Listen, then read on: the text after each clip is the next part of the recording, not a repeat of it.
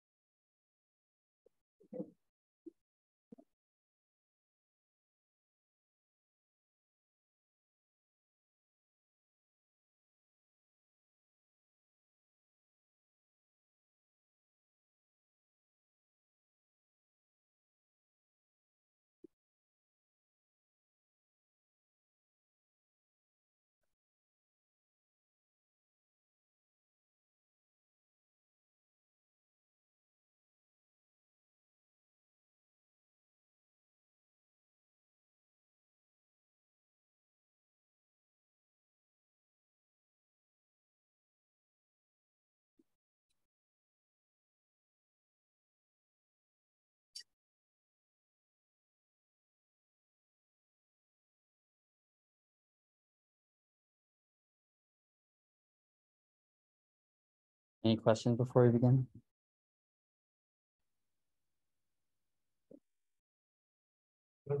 Yeah. What are the use of the water? Why are they using the water? It's Florida. There's just lots of water. Yeah. Oh, yeah. This part actually is pretty interesting. I mean, water is great, right? Because it absorbs sound. What you're seeing here is a rocket, if that it wasn't clear already. Rockets are loud, in case you didn't know that. And they have to work really hard to damp the sound, because if you just launch off of perfectly flat ground and you don't create a little hole to suck away the air, suck away the sound, it'll shatter the rocket and it'll just explode. These are so big that if you're standing right here, like a dude hanging out with no protection, your lungs will be crushed by the sound, because the sound that you're hearing from my voice right now is pressing the air. You have little hairs inside your ear that react to the movement of the air, and your brain goes, oh, I hear a sound.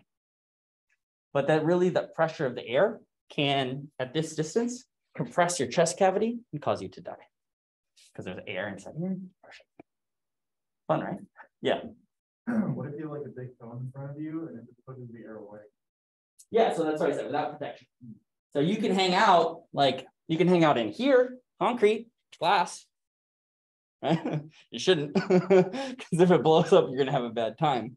But so one of the reasons why you'll see here, not in this exact version, I can show another picture. Sometimes you'll see the smoke and fire coming out from the side. You ever seen a picture like that? So they'll have these like little outlets that just shoot flame. Pretty cool. And that's to direct the flame away from the bottom of the rocket. Pretty cool. So we're going to talk about not just this today.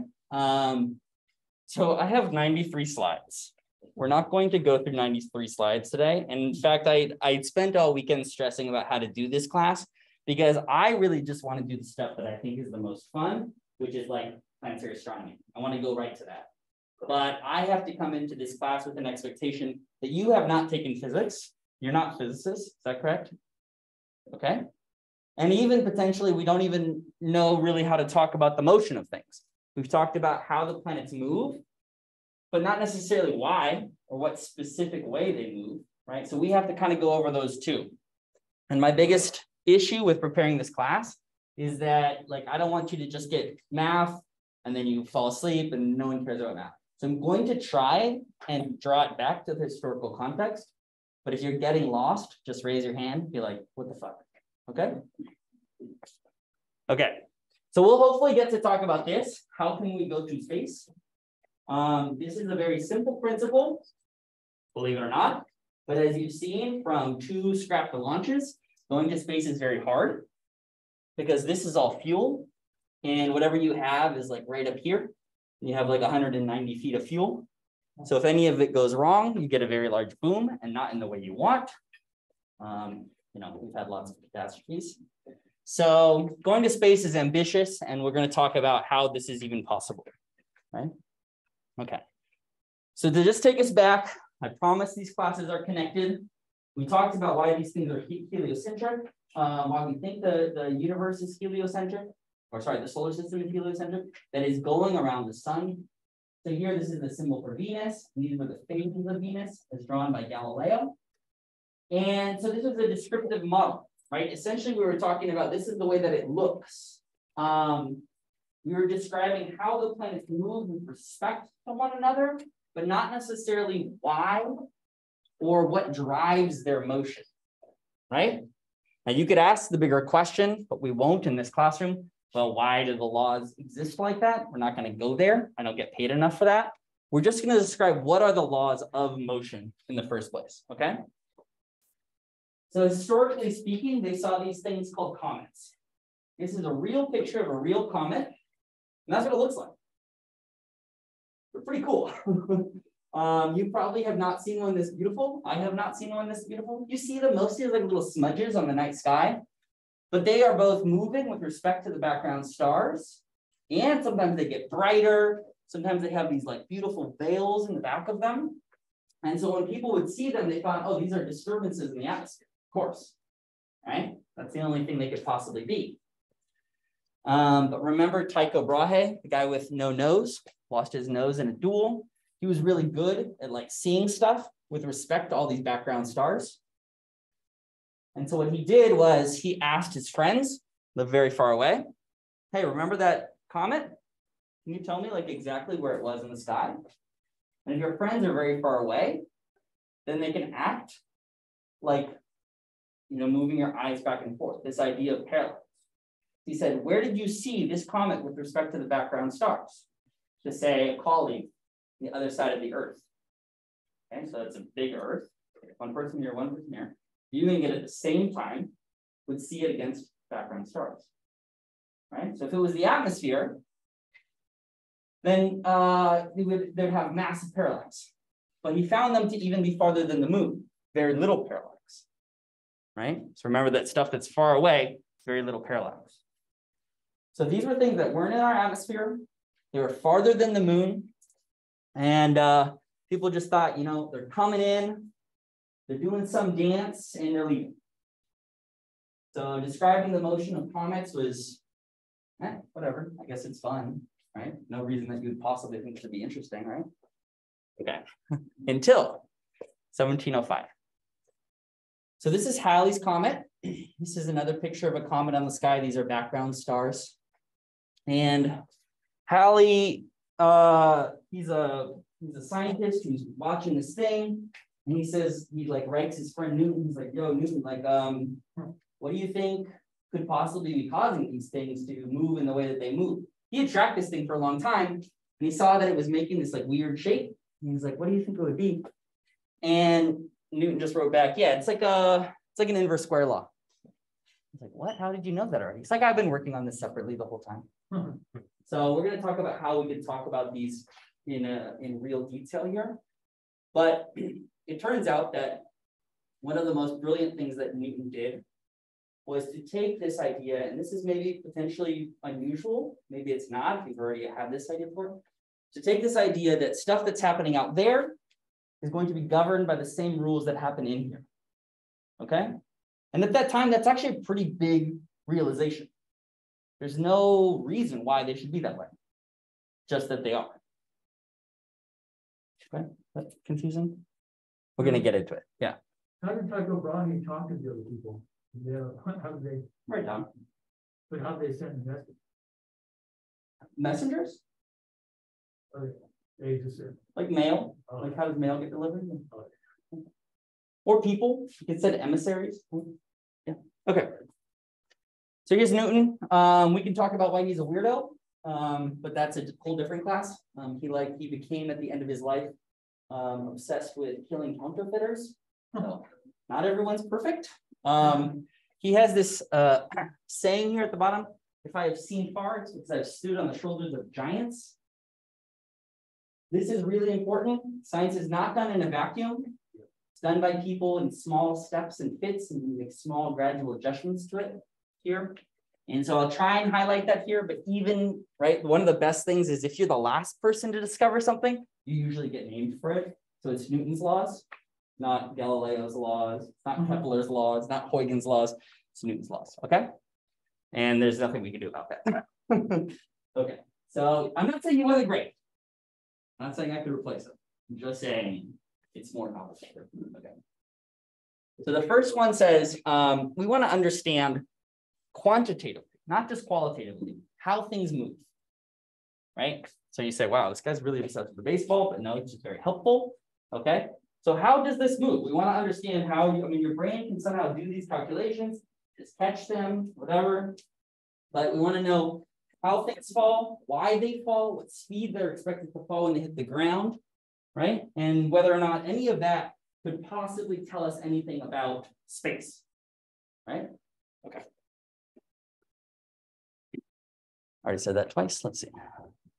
So to do that, we're gonna have to talk about a couple different new terms. First one is position. Okay, where is this? Okay. Far away from you, close to you. Position. Okay. Time. Oh, that's good. 4:08. Straightforward. Speed. What's speed?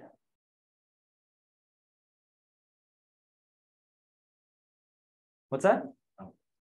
How fast it's going. So fast. How would I describe that? So like, it'd be a different way of saying that. Velocity is another word for speed, but what am I really saying here with respect to, say, these other words that I just used? Yeah. Like the amount of time it takes to get to a certain position? Yes. Okay, so we're thinking about how long it takes to cover some distance, right? Okay, so if I move this very slowly, we would say it had slow speed. It took a long time to get to the end of my arm. Whereas if I do it quickly, say it went from a small amount of time from here to here. So these are all related. And you might have seen that a little bit in homework 1 that we played with these ideas of speed and time, right? Well, now we have another word that we're going to have to talk about, and we'll get to that in a few seconds. It's acceleration. Does anyone know what this one is? Yeah. The change in velocity. The change in velocity. Okay, so if we think about this one as the change in position with respect to time, the position is something like this. And then as it moves, I would say it's changing, right? That's the speed, how quickly it's changing. I'm going to use another one. I'm going to say, how much is your speed changing with time? That's going to be acceleration. I promise that we'll get into more than this, just pointing, okay? But you have an intuitive sense for this already. Because if you're driving and a cat is crossing the road, you slam on the decelerator, right? They call it brakes. No one calls it the accelerator. You might call it the accelerator to get back up to speed, right? You increase your speed quickly. That would be acceleration. You decrease your speed quickly. That would be deceleration, right? Okay. So acceleration is a change in velocity. Now, we kind of said velocity and speed are the same word, but that's a lie. They are one version of the other because velocity has something special in it. It has direction, okay? If I'm changing my direction, but I'm not changing my speed, that's still an acceleration, okay? So it can be a change in speed. Like I can go and I can slow down. That could be a change in velocity. It could be a change in direction, like going around in a circle. Come on now. Come on. Okay, it can be a change in direction, or it can be a change in both. So for example, if you're watching like race cars, they go around some corner, maybe they keep the same speed around that whole corner, Still in acceleration though, right? Because they've changed their direction. Maybe they speed up into the curve, right? Still in acceleration, so they've changed their speed and their direction. Okay, that process makes sense? Okay, if I drop this ball, what will happen to it? It'll fall. The constant speed the whole way down? Yes? How many votes for yes? No? Why no? Well, if it's faster as it goes. It's faster as it goes down because its velocity starts at 0. And then it has non-zero velocity when it hits. Oh, sorry. I'm not doing that. So there must change smoothly, right? You can't just jump to some other number. And in fact, that is the acceleration that we're going to talk about today. Okay? Okay. So here's the question. You're going to think about this now. Which of the following examples describes where a car is experiencing a net force? Is it A? And I know we haven't defined forces yet, but I'm expecting you to have read. Is it A, the car is making a gradual turn? Or B, the car is moving at constant speed? C, the car is stopped on a hill? D, the car is floating on a stationary boat?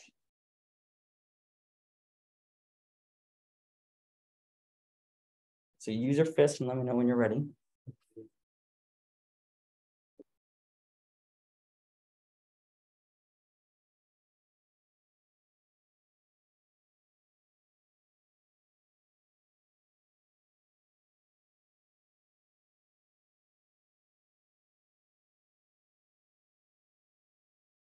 Okay, vote on 3, 2, 1.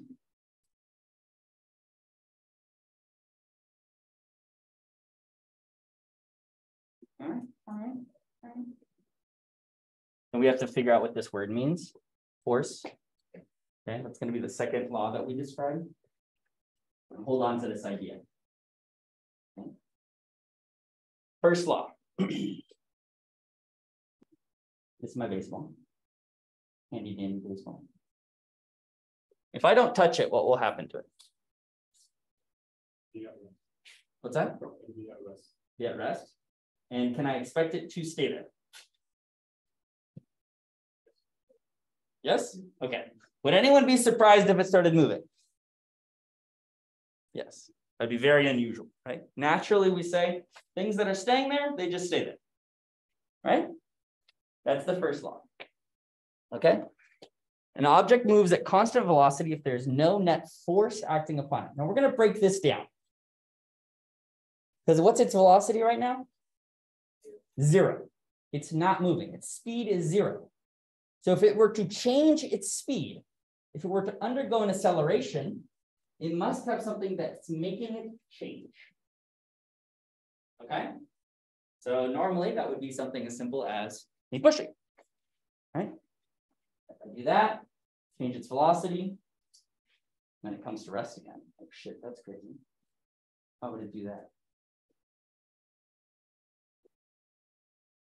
Does anyone know why stuff comes to rest again on Earth? What about if you're like doing this on ice? Friction. Yeah, so the world that we live in has a lot of friction. The atoms want to hang out with each other, so rubbing, and that's dissipating the energy. We're going to talk about all that slightly later. Okay. So the first part here is an object at rest tends to stay at rest. And in a perfect world, an object in motion would continue to stay in motion. So if I had a perfectly frictionless surface, like an ice rink, you would expect the puck to just stay at constant velocity. It wouldn't start turning either direction until maybe it bumped into a little curve in the ice, and that changes its direction, right? Might not even slow down. Okay. This was actually discovered by Galileo, but whatever. So the last part of this is, right, objects are going to continue in a constant speed in a straight line. If they're changing their direction, even if they keep at the same speed, they must be undergoing an acceleration. Okay. Now the word there says force, and I'll show you why that says that in a few seconds, but these are interchangeable ideas. Questions about this one that don't have to do with forces? Okay. So what's a force? So a force is this idea that something is giving this object that has mass and acceleration.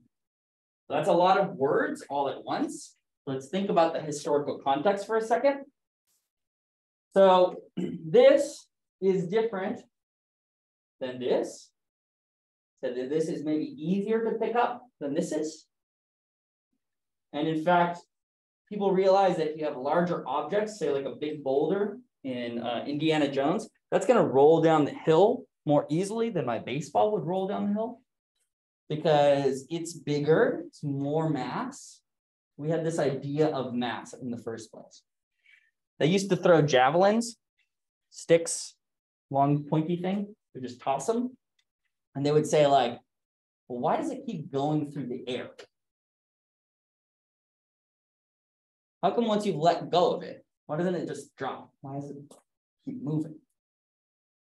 So they thought about it as like, well, you know, it's moving through some ethereal fluid, and that's giving it some motion. Okay? And it turned out that like things that are bigger got more of that. They're not totally wrong. But this idea of mass is really important. If I can get something moving, it'll want to stay moving. Okay? So if I throw my javelin, it's going to want to stay moving until it runs into something. Does that make sense?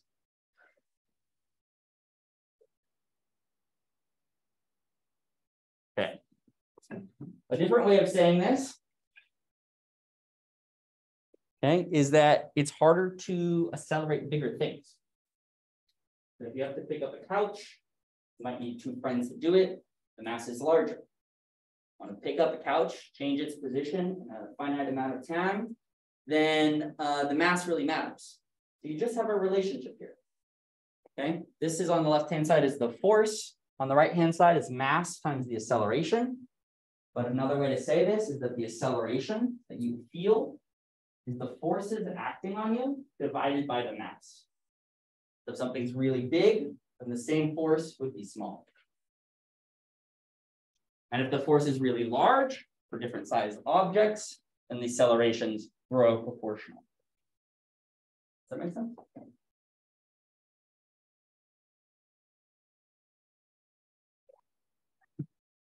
Okay, so I put this here, right? I don't expect it to go through the table.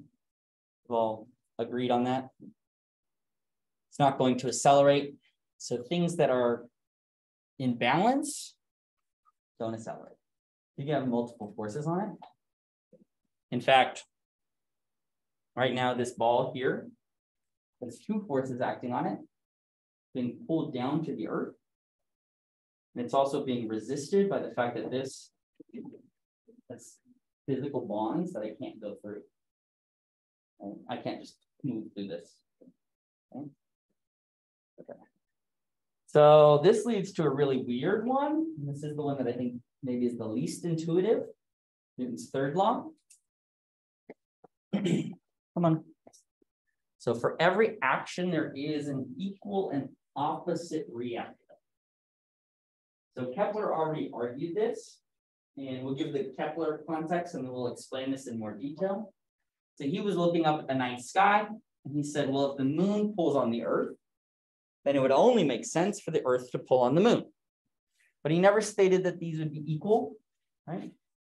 Never said that they necessarily had to be opposite. He just said it seems like you would have pairs of objects. Everything would interact in pairs because that seems pretty, right? Okay. So let's think about it this way. For every action, there's an equal and opposite reaction. I really wish I had a heavier thing. But a great example of this would use the skateboard. Have you guys seen this demonstration? Yeah, I'm gonna fall and eat shit, that's for sure. Okay. And I need something heavy. Does someone want to catch something heavy? Volunteer? Just gonna toss you a stool. No? No one wants to risk it? Okay. You can do it? You gonna catch it or you gonna throw it? Okay. So I have this stool. Oh, I'm just emotion is supposed to stay. Hold on to the table. I know, but I need to be at still first. Okay. So the point here is that I have this object. Okay. If I toss this to her, what will happen? I mean, other than me eating shit and falling out. What? Which way? People did the reading. Okay, good. Do you think that's true? Anyone disagree? Okay, ready?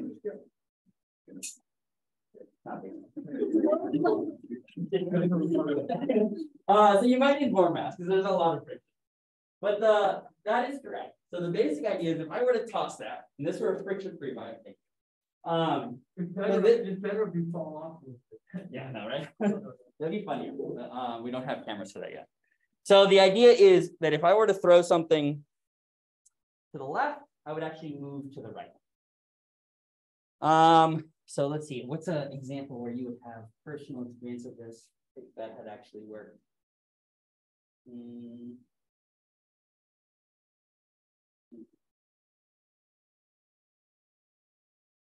I know the example I'm going to give. I'm going to do this person.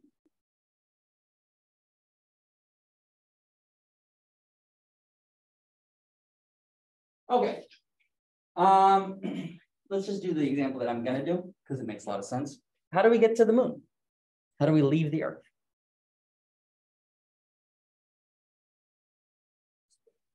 In a what? In a space rocket. Good. So we're going to take this idea. We're going to imagine that this is us. And instead of throwing bricks or stools out the back, we're going to throw gas. We're going to throw it very quickly. And when we throw the gas out, it will push on us. This is the basic premise of a rocket. For every action, there is an equal and opposite reaction. Okay? This is the only way that rockets work, because they work in space. So right now, as I walk, right, the only reason that I can walk is because I'm pushing off of the ground. And then the ground pushes off of me. Oh, here's a fun one. Can you jump without pressing off the earth? No. You can't just like miraculously lift your feet up. I mean, that'd be awesome, but no. So you have to press down on the earth, and the earth presses up on you and it launches you up, right? Okay, but how would that happen if I was in space already? I'm gonna be fucked. I'm just going straight forever, right? Well, I have to do something else. So if I throw out a rock in a certain direction, my velocity will change in the opposite direction. Okay, so if you imagine that we're in space, in a little spaceship, that rock is just an atom. And instead of it being one big rock, which we can conceptualize, it's a bunch of atoms in one direction. Okay. Most of rocket fuel is, you guys know what atom?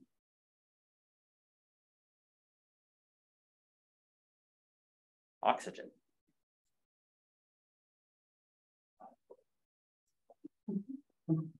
Okay, so the important thing to take away here is from every action, there's an equal and opposite reaction. We found that there are forces. The forces are relating the mass and the acceleration. So to get anything to move, anything with mass, you have to give it a force. And in this particular circumstance, the matter that's coming out of this direction pushes on the object going the other direction, right? Action, reaction. And that's it. The 3 laws of motion. Surprisingly, you don't need anything else. There are caveats, right? There's friction, which is annoying, slows you down, makes you like, it's harder to run in sand than it is to run on a treadmill. You have more friction against your motion, right? But these are it.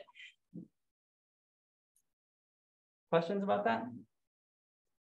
We're going to move directly into gravity. That's the first question of the day. So now that we've sort of talked about like these basic motion ideas, we say, okay, we had this ball started at rest, then it left my hand, and it sped up in some way from 0 speed to some non-zero speed as it hit the ground, right? So what if I told you that everything accelerates in the same way? Surprising or not surprising?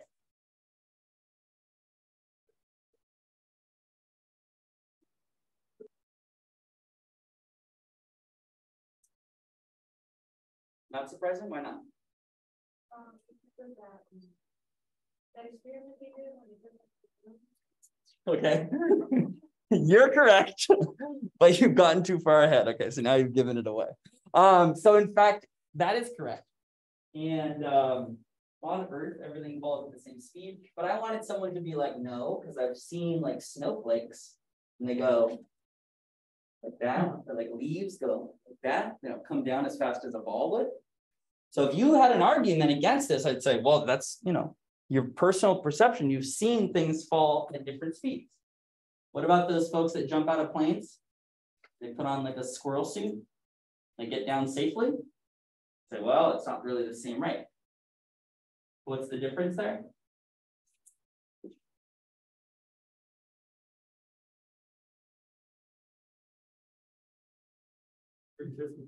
Of the air. Yeah, we're using the fact that there is a fluid all around us.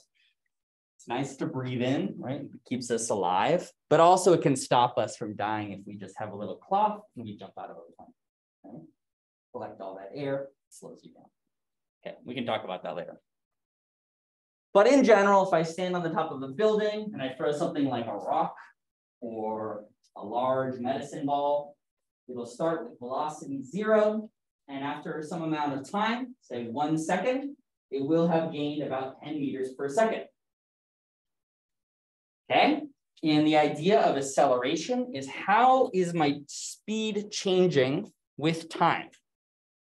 So in the first second, I get 10 meters per second.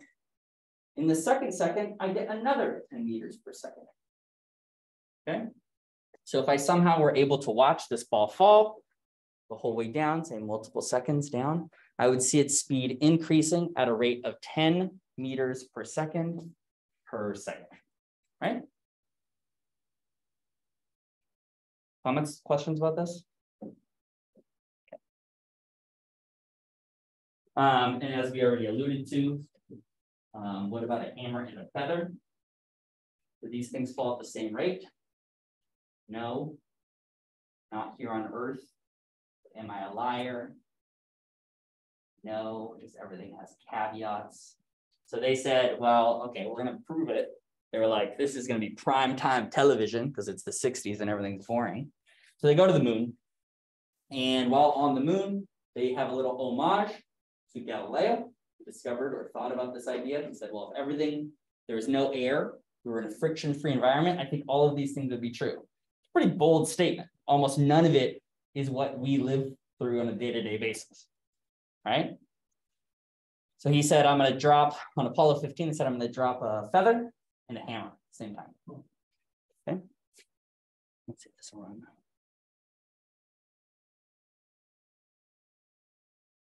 Tim, we copied both solar wind and penetrometer drum in the ETB.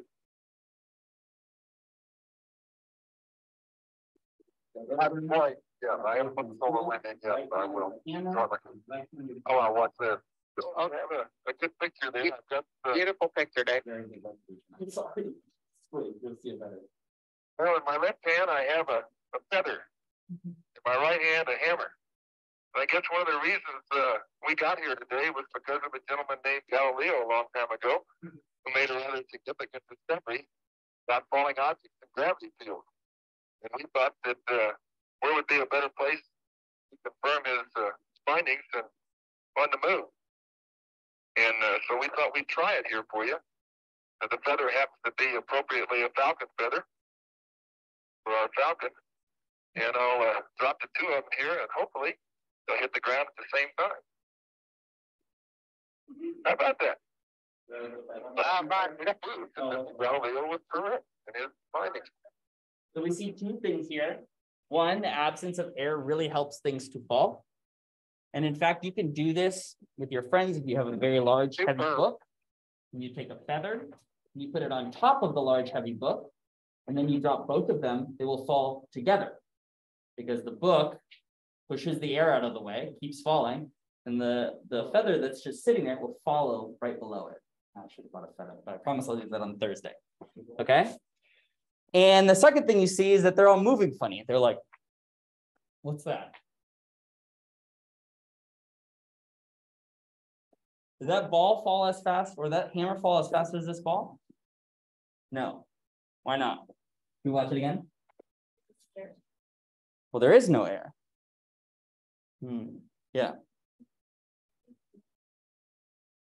The gravity on the moon is not the same as the gravity on the Earth. Okay, so this is a fundamentally interesting concept that we're going to figure and talk about. Can we come? Oh, come on. Okay, so I don't know why I put this in here. I think it's just a funny comment. Okay. So we're going to talk about motion in space. How are folks doing? So that's 33 minutes of pretty intense Newton work. Questions, comments? We're going to do a lecture tutorial. I promise you it will be about gravity. Now we're going to have to specifically talk about gravity. Okay. So this is the Hubble Space Telescope. This is a picture of the Hubble Space Telescope when they went to go fix it. This is a really funny story. We'll just do a little intermission with the story. So this is a space telescope. They want to point it at things in space. Telescopes work. They have like it's like a camera, the optics in the front, and then you have like something in the back to record everything with. And they open up the shutter and they start taking pictures and everything is fuzzy. They're like, what? And sure enough, they fucked up one of the mirrors. So they had to go up in the space station and they had to replace the primary mirror. Cost millions of dollars, very embarrassing. Okay, so this is a picture of them going to do it. But it's a great picture. I love it. It's pretty cool. And so you can then point it at whatever you want, and it worked for like 30 years after that. So how do things move in space? You may have seen, has anyone here seen Gravity, the film? Sandra Bullock? Yeah, okay. It's fun. A little scary. Just up in space. Can't get into that. You'll see why in a few seconds. Okay. We really want to describe, not that. We saw this one already, right? You lived on the moon. Which of the following would be true? Would A, your mass be less than on the Earth? But your weight would be the same? B, both your weight and your mass would be less than they are on the Earth? C, both your weight and your mass would be the same? Or D, your weight would be less, but your mass would be the same?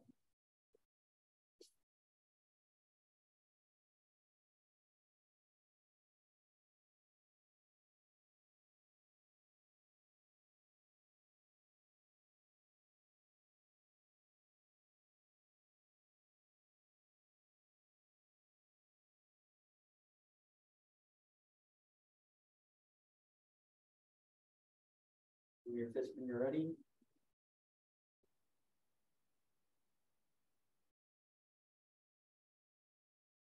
And 3, 2, 1. Okay. So a lot of people said your weight would be less, but your mass would be the same. This is a distinction that we have to use in physics. A lot of people use these words interchangeably when they just talk between friends. Weight is how much you have in a force. This is a unit of force. And mass, as we described before, is an inherent property of items. So for example, objects with mass continue moving. They're larger, they continue moving. It's like harder to push them, harder to get them started, but also harder to change them from moving. Okay, that was our first law. Different question? 2 questions, right? Okay, at the same time that I drop a glass, your roommate throws a bottle of something at me. The bottle lands at the feet of the instructor. Which smashes first? The glass or the bottle? Is it A, the glass, B, the bottle, C, depending on how hard you threw the bottle, or D, both at the same time?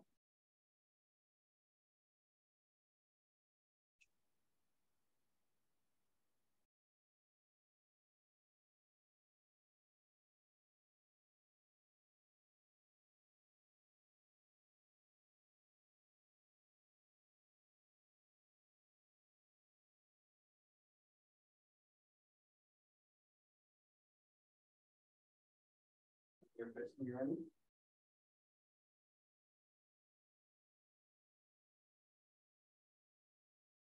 Okay, 3, 2, 1.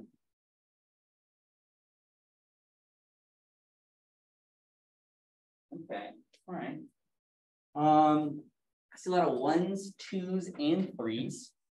Turn to your nearest partner or nearest person, figure out what their answer is. If they have the same answer, pick someone new and see if you can convince them of your answer.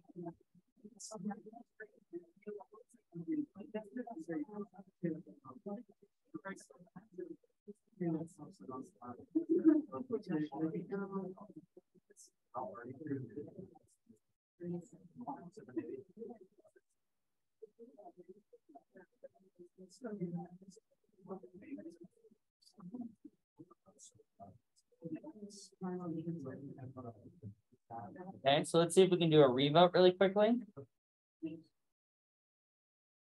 Gotta wait for me for okay. All right, so let's use your fist if you're ready to revote.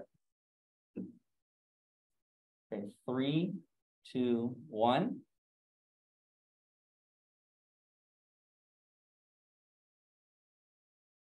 Okay, interesting. Very few people have the right answer. Is that disappointing? Just expect to be tricked now? Okay. Anyone want to defend their answer, knowing that what I just said?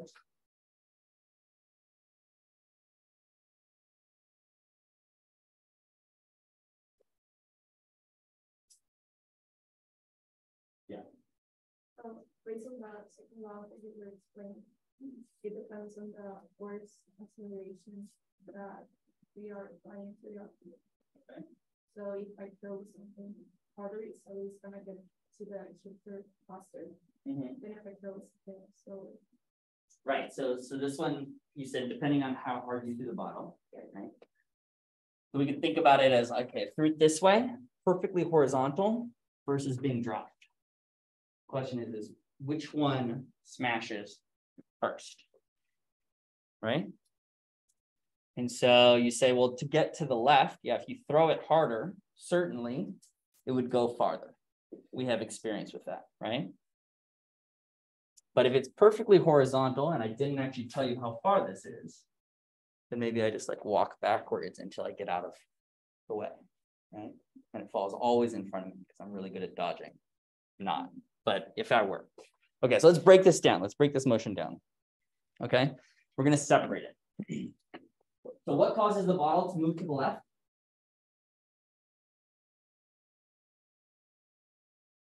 My force, right? I throw it. Okay. And what causes the glass to fall down? Gravity. Okay, what causes the bottle to fall down? Gravity. Oh, interesting. Wait a second. Okay. So the bottle was me throwing it. The mass of the bottle I have to take into account, and then it has some finite change in speed, right? Okay. The glass wasn't thrown with any speed. That's not so bad. Come on now. But we said that the gravity is affecting both of them equally.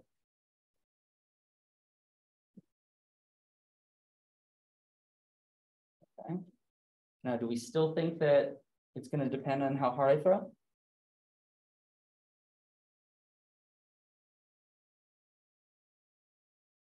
The only thing acting to change the speed in this direction is gravity. And it's the same regardless of whether or not the ball is moving left or right.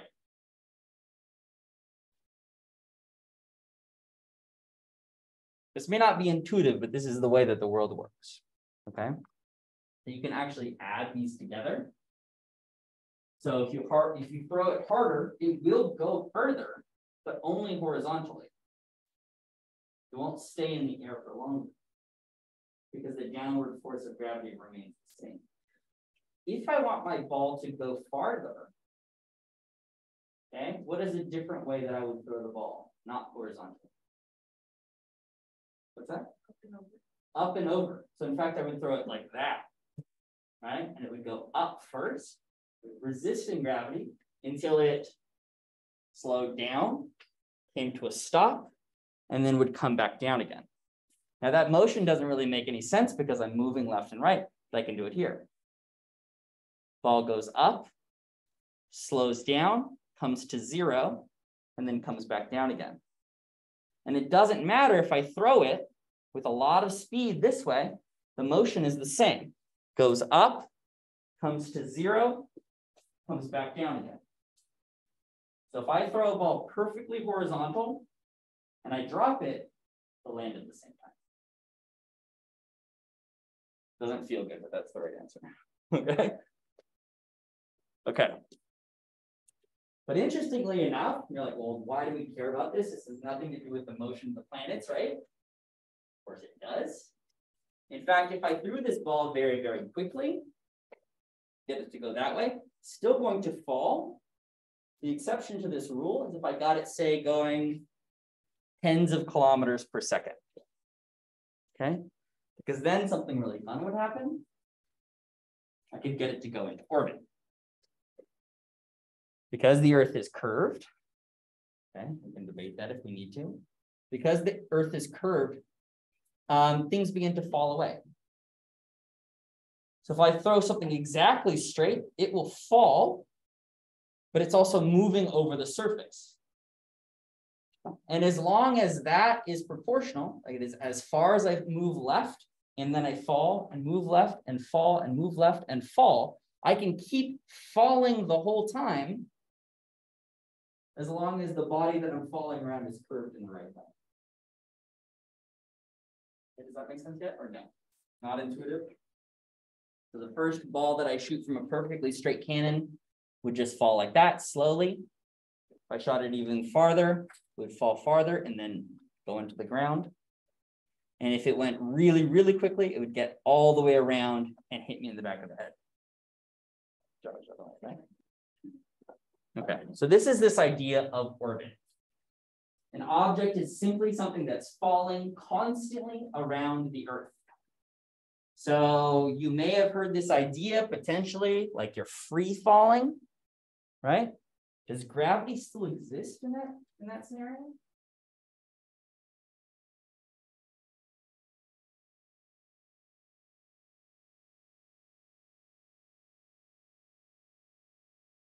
Gravity just turn off for astronauts? No, it's still there. And I'll show you why in a few seconds. Okay. Okay, one more question. Okay, this one is, here's an overhead view. And I don't have this, but I forgot to bring this in. Okay, so if you had like this, okay, it's an overhead view. Okay, you do that. Okay. And you see the plug on the end? Okay, I'm spinning it like this. Okay.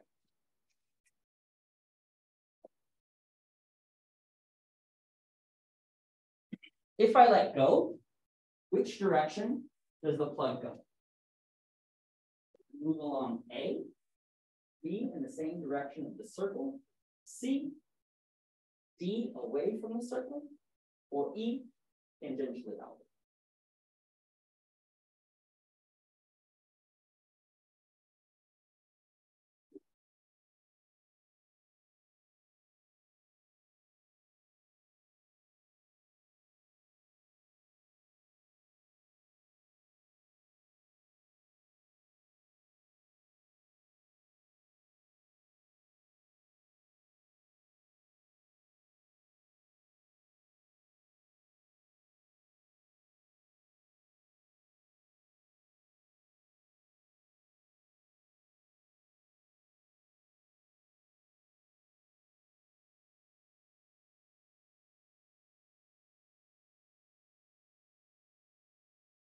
When you're ready, show me your fist.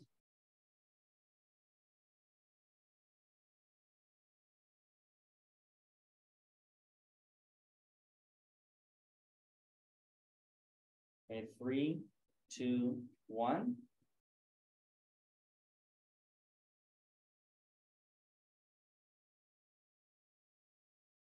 Okay. You want to discuss with your nearest neighbor? Keep in mind the 3 things that we talked about before. Do any of them apply here? Are any of them changing here? Not going to use any of that information for this very unrelated question.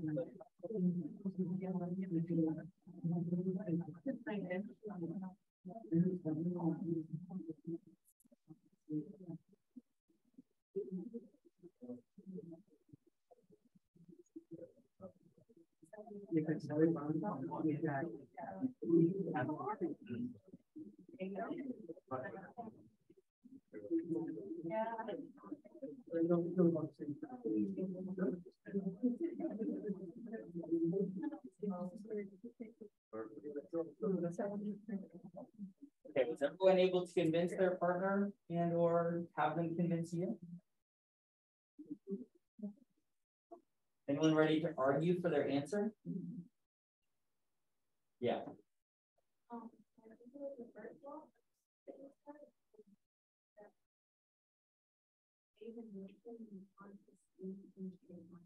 Okay, stays in motion, constant speed, straight line. Wait, what was your answer, by the way? C. C. Constant motion, straight line. Okay, so this motion here is going to go that way because it stays in last. Right. What was the force from before? The string. The string was changing the direction. It wasn't necessarily changing the speed. But remember that an acceleration can be just a change in the direction and not a change in the speed. Right? This explanation is correct. It's a first law problem. In spinning, I let go. Counterintuitively, it just goes in the direction it was going. Okay. So if you're orbiting the Earth and suddenly someone says delete Earth, you just go. Okay. Okay. So in fact, here's the object that keeps something orbiting. Instead of this string, you're being pulled back towards the Earth, and you start with some velocity. The only thing that's changing you is your direction.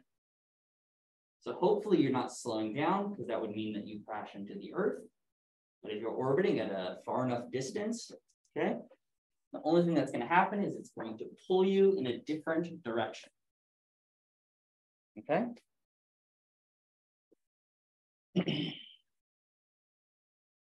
So that was the force part here. So gravity is constantly a force pulling inwards. We're going to see this when we talk about how it's physically written. Oh God, we're running out of time again. So this is too long. Okay. So just to go back to our original point, there is gravity in space, and we're going to share that in 2 seconds. Okay. But weightlessness, this thing that we see as like water floating around and like the hair being all funny, that's due to this constant state of free fall, where everything is falling with you. Okay. Right now, the reason that this moved with respect to me is that I am being held up by all of my body parts. Right? They're all stacked on top of each other. They're stopping me from just going straight down. Nothing is holding this up, and therefore it falls. Right? So everything is falling together when you're in a spaceship. So there's no reason for, say, if you drop something out of your hand, for it not to just stay there, because you're falling with it. Just like you were falling, let's say you were in an elevator, line snaps, you and all your friends are falling to their doom, right? You'd all just hang out right with each other, screaming into each other's faces, okay? Okay. So this is a lot of words, and I promise this part's gonna suck, but it'll get better, okay? Because the next part is, how does gravity actually work? Okay, it works like this, okay? Doesn't matter what the objects are, but for the purposes of what we're going to do, we're going to imagine that this giant ball, regardless of its size, we're going to imagine that it's a single dot. Okay, we're going to call it M1. We're going to have another object, we're going to call it M2, and the distance between them is going to be D. Distance. Okay, you don't have to memorize the G. That's a number you can find online, but this functional form is really important. Okay, the force due to gravity is the mass of one object times the mass of the other object in question divided by the distance between them squared. Okay? Come on now.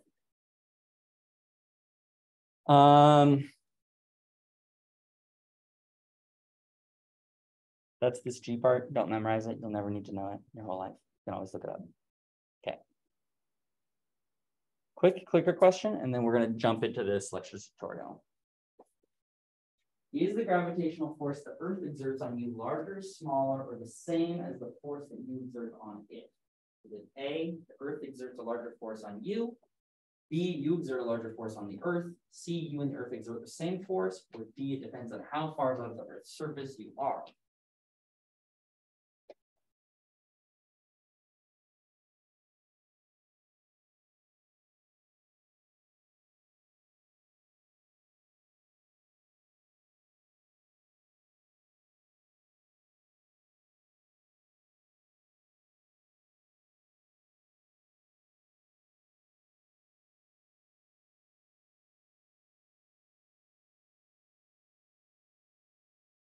Okay, show me your fist if you made your decision.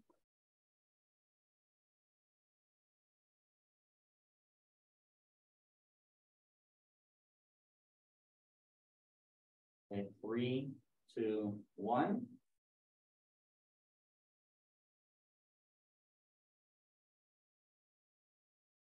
Okay. All right, we're gonna let this one think for a few seconds. Go back. For this first part, we're not going to do the whole thing. Obviously, it's not enough time. But we're still going to do the beginning of this here. And one, two, three, going to pass it backwards. Let's try to get through just part one, like 3 questions. Okay. I'm going to talk about it more. You take one and that's it. Cool.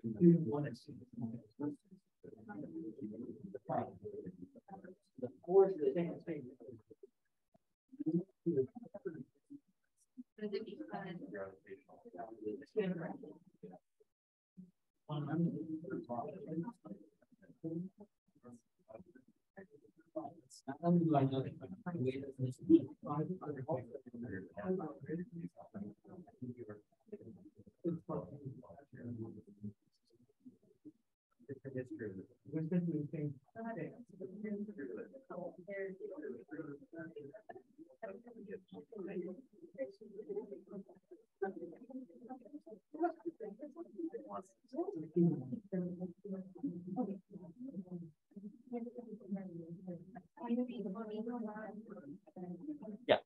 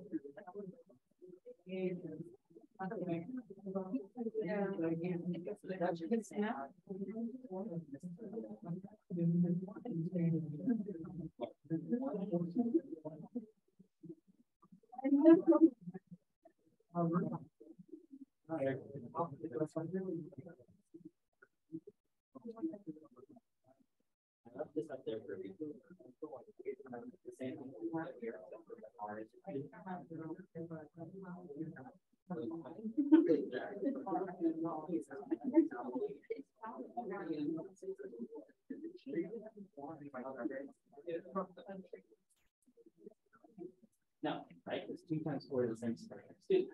Yeah. So the forces must be the same thing everywhere else. Like,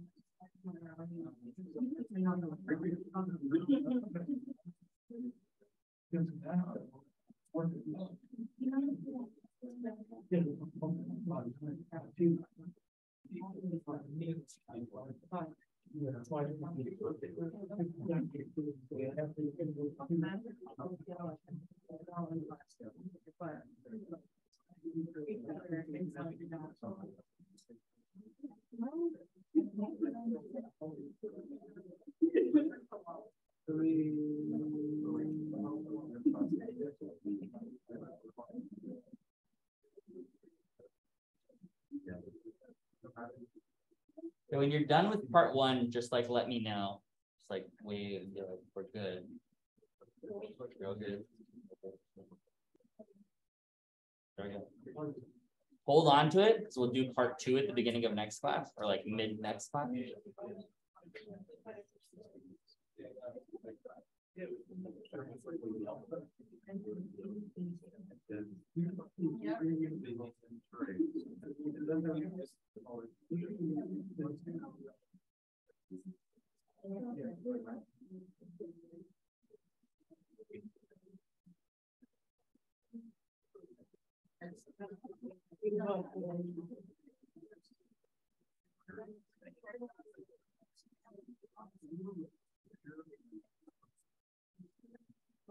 Yeah.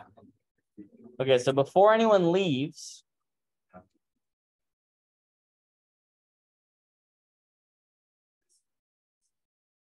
what's your answer for this one?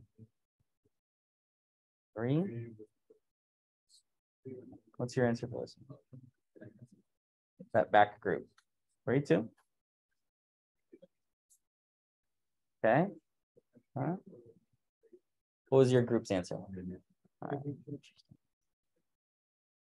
That's correct.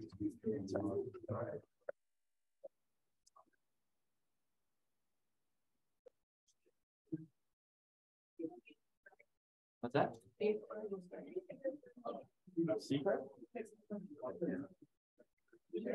Oh my God. It's gonna make you think about it, right?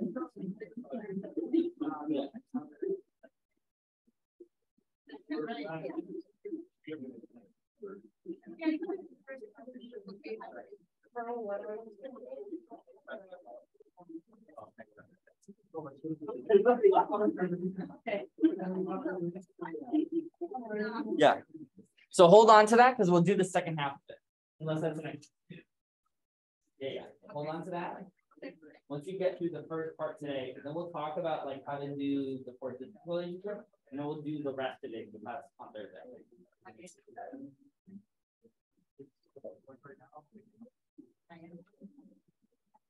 So once you've done part one, let me know what your answer is to this before you leave. What'd you guys get? Okay, all right. All right, you're gonna hold on to it.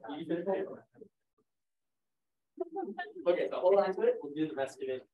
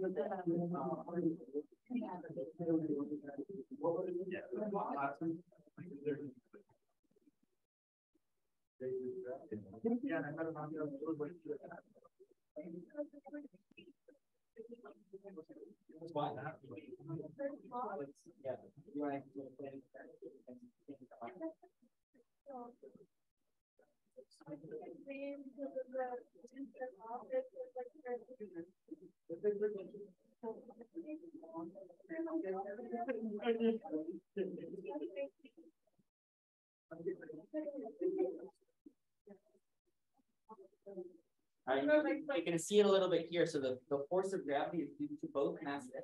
Yeah. And if you switch them, say the big mass with the little mass, 4 with 2 is the same as 2 with 4, right? The forces are the same. Yeah. Oh yeah. Okay, so so let's do a couple things here. I did join the textbook stuff. Uh-huh. That